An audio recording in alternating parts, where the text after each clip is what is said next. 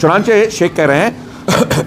کہ ایسی چکنی چپڑی دھوکے والی پرفریب باتوں سے عام آدمی ایک سادہ لوح انسان دھوکہ کھا جاتا ہے اور پھر اسی فریب میں گرفتار کر کے اسے قبول کر لیتا ہے، بلکہ اسے اپنا کر اس کی طرف دعوت بھی دینے لگتا ہے۔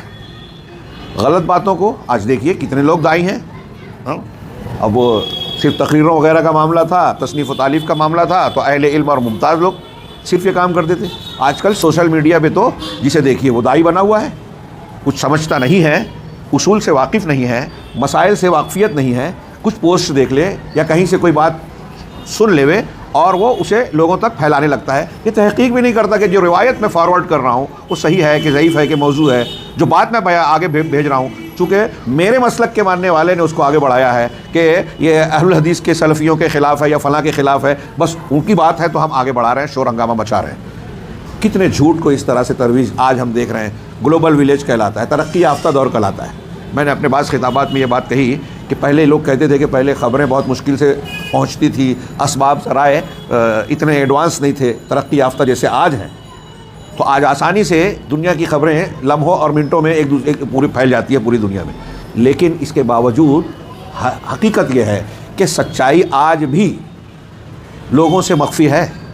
زیادہ جو عام ہوتا ہے جھوٹ ہوتا ہے۔ سیاست والے، تجارت والے، دنیا پر اپنی حکومت اور اپنے مقاصد کو مسلط کرنے والے اپنے اعتبار سے خبروں کو چھانٹتے ہیں، بناتے ہیں اور لوگوں کو وہ پہنچاتے ہیں جیسا وہ چاہتے ہیں کہ لوگ سوچے سمجھے اور مانیں۔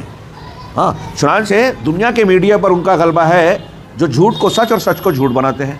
جو اسلام کو جو کہ انسانیت، محبت اور امن و سعادت کی ضمانت دینے والا دین ہے، اس کو یہ بیان کر کے مشہور کر رکھا ہے کہ اس میں انتہا پسندی ہے، اور ان کی اپنی انتہا پسندیوں درندگیوں کو وہ حقوق انسانی اور مختلف قسم کے وہ خوشنما نعروں اور دعووں میں لپیٹ کر اس طرح پیش کرتے ہیں کہ وہ بڑے مہذب ہیں، اور دنیا اس کو مان رہی ہے۔ اہم بات یہ ہے کہ غلط سلط باتوں کو پھیلایا جا رہا ہے، جھوٹ پہ جھوٹ بولا جا رہا ہے، غلط خبروں کی اشاعت کی جاتی ہے۔ جو توحید والے ہیں ان کو غلط کہا جاتا ہے، بزدل، یہ بے دین، دین سے دور، عیاش، اور جو دیندار ہیں، جو بددین ہیں، جو خبر پرستی کر رہے ہیں، جہاں تصوف کے نام پر وحدت الوجودی اور کفریہ عقائد پائے جاتے ہیں، ان کو اچھا بنا کر پیش کیا جاتا ہے کہ یہ اچھے اسلام والے ہیں۔ ترکی، ایران معزز ہیں، سعودی عرب جو پوری دنیا میں جہاں بہت سارے بدعتیوں کو بھی اعتراف ہے کہ وہاں شرک اور بدعت نہیں ہے، اس کے بارے میں آج لوگوں کی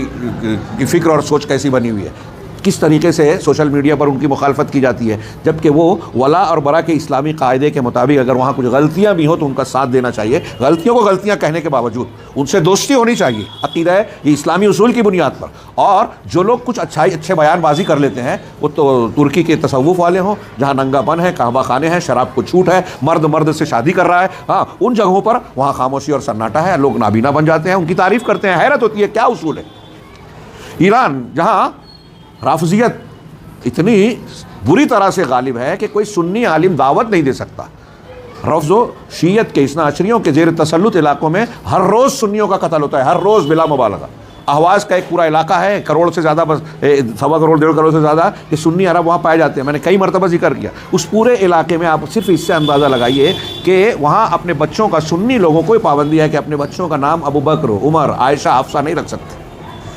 کوئی اگر آواز بلند کرے، مخالفت کرے، غائب کر دیا جاتا ہے، قتل کر دیا جاتا ہے، سنیوں کو مار دیا جاتا ہے۔ فلسطین میں اور شام میں، فلسطین کا اتنا غوغا ہنگامہ ہے اور اس کے حوالے سے لوگ اتنا یہ نہیں بتاتے کہ گزشتہ 8-10 سالوں میں لاکھوں شام میں لاکھوں سنیوں کو یہود و نصارہ کے ساتھ ان نصیریوں اور رافضیوں نے مل کر قتل کیا، اور سلسلہ جاری ہے۔ یہ کوئی ہوائی بات نہیں ہے۔ دیکھیے یہاں سچائی لوگوں کو پتہ ہی نہیں ہے، گلوبل ویلیج ہے، خبروں کا بہت لوگ سمجھتے ہیں کہ بہت آسانی سے خبروں تک سچائیوں تک یا خبروں تک پہنچتے ہیں، یہ نہیں پتہ۔ اہواز کے بارے میں مسلمانوں کی ایک اکثریت نہیں جانتی، جیسے یہودی فلسطینیوں پر ظلم کرتے ہیں، رافضی ایران کے رافضی اہواز کے سنی مسلمانوں پر ظلم کرتے ہیں، لیکن وہ خبر میں نہیں آتا۔ تو یہ میں نے جیسا کہ یہ خبروں کے تناظر میں یہ بتانا چاہ رہا ہوں جو علامہ ابن قیم کے اس قول میں، اس فرمان میں باطل کی ترویج کے سبب کے طور پر ذکر کیا کہ چکنی چپڑی ملمہ کی ہوئی باتوں کو، جو سڑا ہوا پیتل ہے اس پر سونے کی پالش کر کے یہ بتایا جا رہا ہے کہ یہ خالص سونا ہے، اور لوگ اس کو مان لیتے ہیں۔ غور کریں ان آیتوں میں کس قدر عظیم معانی کا ذکر کیا گیا ہے کہ ان میں اہل باطل کے اصولوں کا بیان ہے، اہل باطل کے باطل سے تحذیر اور اس سے دھوکہ نہ کھانے کی تاکید کی گئی ہے۔ اللہ تعالیٰ نے کیوں بیان کیا؟ کہ یہ زخرف القول چکنی چپڑی بات ایک دوسرے کی طرف، مطلب یہ کہ آپ کو اس سے ہوشیار اور چوکنا رہنا ہے۔ شیاطین الانس والجن یہ طریقہ کار اختیار کرتے ہیں کہ غلط بات کو خوبصورت بنا کر اچھے اسلوب میں ملمہ سازی کے ساتھ پیش کرتے ہیں، اور سادہ لوگ اس کا شکار ہو جاتے ہیں، دھوکے میں آ جاتے ہیں۔ تو آپ کو اس سے چوکنا رہنا ہے۔ اللہ کی مخلوق میں اکثریت انہی کی ہے جو بصیرت سے خالی ہوتے ہیں اور اہل باطل کے دام فریب میں گرفتار ہو جاتے ہیں۔ یہ اس لیے اکثریت بھی ہوتی ہے کہ عام طور سے لوگوں میں عوامی سطح پر ہم دیکھتے ہیں کہ بہت سے لوگ دین، مذہب، ان چیزوں کو سنجیدگی سے لیتے نہیں، گویا ان کے لیے یہ ثانوی چیز ہے۔ اصل چیز زندگی کے مسائل ہیں کہ ہمیں کھانا ہے، کمانا ہے، بال بچوں کو دیکھنا ہے، اناج حاصل کرنا ہے، سبزی اور ترکاری اور فلاں، یہ چیزیں ان کے نزدیک اہم ہیں۔ دنیاوی امور کہ یہاں پراپرٹی بنائی جائے، سب مانتے ہیں کہ مرنا ہے، ہاں، لیکن اہل ایمان تو یہ کرتے ہیں، یہ جانتے ہیں کہ مرنے کے بعد والی زندگی دائمی ہے، لہذا فطری طور سے چاہے جاہل ہی کیوں نہ ہو، آخرت پر ایمان رکھنے والے کے اندر یہ جذبہ ہونا چاہیے کہ آخرت کی زندگی کی زیادہ فکر کروں۔ لیکن عمومی طور سے اس سلسلے میں لوگ اور کسی پر اندھے طریقے پہ اپنے ارد گرد میں کہ میرے باپ دادا ہیں، میرے فلاں عالم ہیں، لوگ ان کے اتنے پیچھے ہوتے ہیں، سبحان اللہ، الحمدللہ، اللہ اکبر کہتے ہیں ان کی تقریروں پر، بیان نکات پر، لہٰذا آنکھ بند کر کے اس کو مانتا ہے،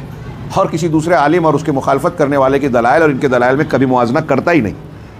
سنجیدہ جس گھر میں پیدا ہوا اس گھر کے مسلک کو، اس گھر کے مذہب کو لوگ قبول کر لیتے ہیں۔ تو اس لیے سنجیدہ ہی جب نہیں ہے، غور و فکر کرنا صلاحیت ہے لیکن سنجیدہ نہیں ہے، غور نہیں کرتا، اپنی عقل و شعور کو استعمال نہیں کرتا۔